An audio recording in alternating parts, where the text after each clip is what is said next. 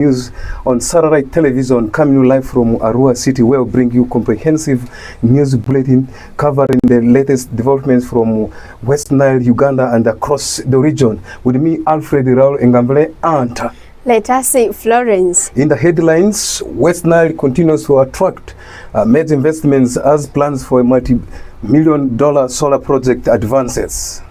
Health authorities maintain vigilance in Arua and the West Nile region following Ebola alert linked to neighboring country Democratic Republic of Congo.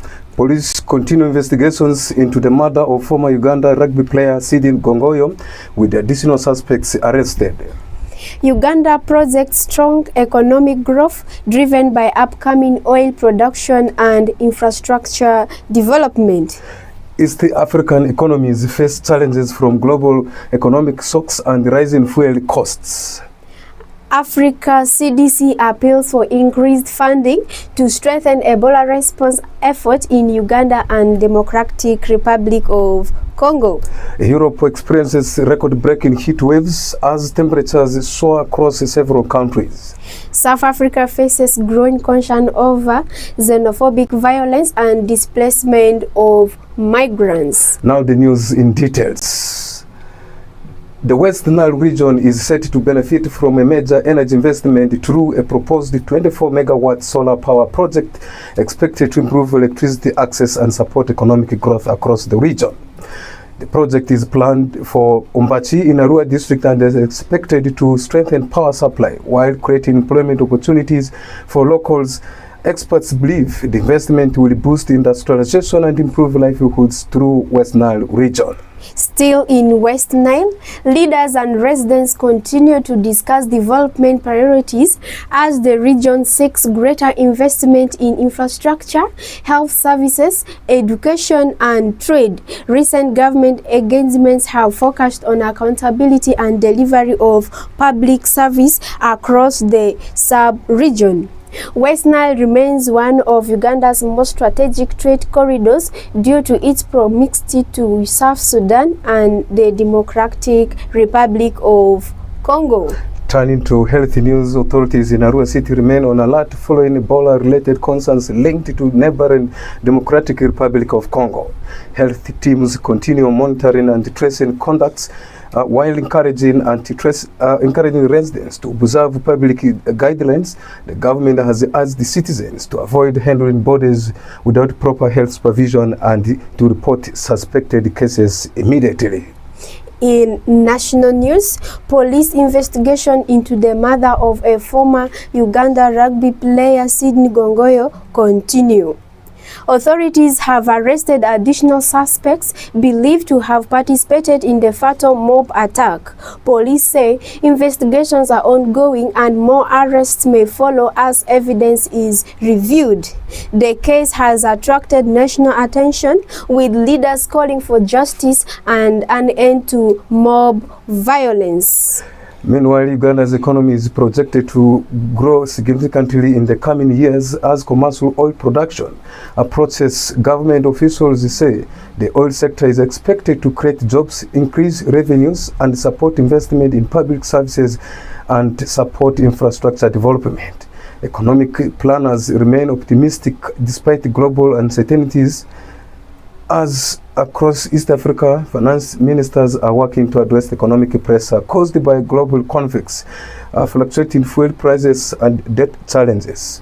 Government in the regions are implementing measures aimed at maintaining economic stability while supporting development programs. In regional African news, the Africa Centers for Disease Control and Prevention has reported that less than 10% of pledged funds for Ebola response efforts in Uganda and the Democratic Republic of Congo have been received. Health officials warn that additional resources are urgently needed to strengthen surveillance, treatment, and prevention measures. Also in Africa, the International Monetary Fund has reaffirmed its commitment to helping African countries manage economic disruptions resulting from instability in the Middle East. The organization says the support programs are being strengthened to help countries cope with the rising costs and external shocks. In neighboring Zambia, a court ruling has ended a long-running dispute over the burial of former President Edgar Lungu. The decision allows his family to determine where he will be laid to rest following months of legal proceedings. In international news, Europe is experiencing an intense heat wave, with several countries recording some of their highest June temperatures ever. Authorities have issued health warnings as temperatures exceed 40 degrees Celsius in some areas. Transport disruptions, power outages, and health concerns have been reported across the continent.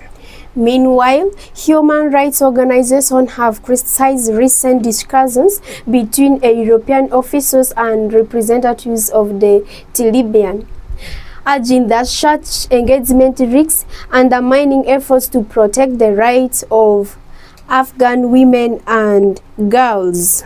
Concerns have grown over xenophobic violence that has left several people dead and thousands displaced, as authorities in South Africa have condemned the attacks and called for calm, while security agents work to restore order in the country. As we conclude, let's have Today in World History with Raul Alfred Engavule. Man, you're welcome.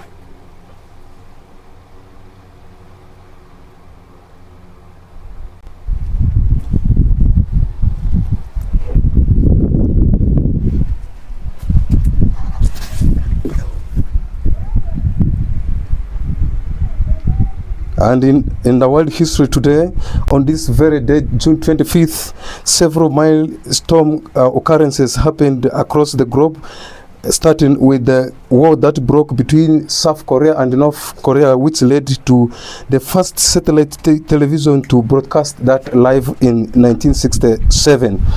And in 1950, the Korean people armed crossed the 34th parallel to invade South Korea. That led to the war, which led to death of numerous people in that country. And 1975, Mozambique gained its independence from Portugal following a protracted war of independence led by the Frelimo movement.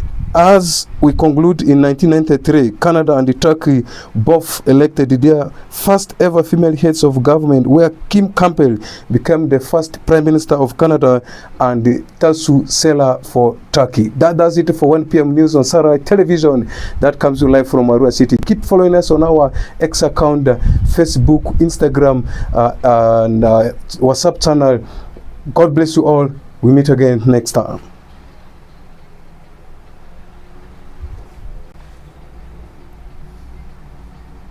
Okay. We hope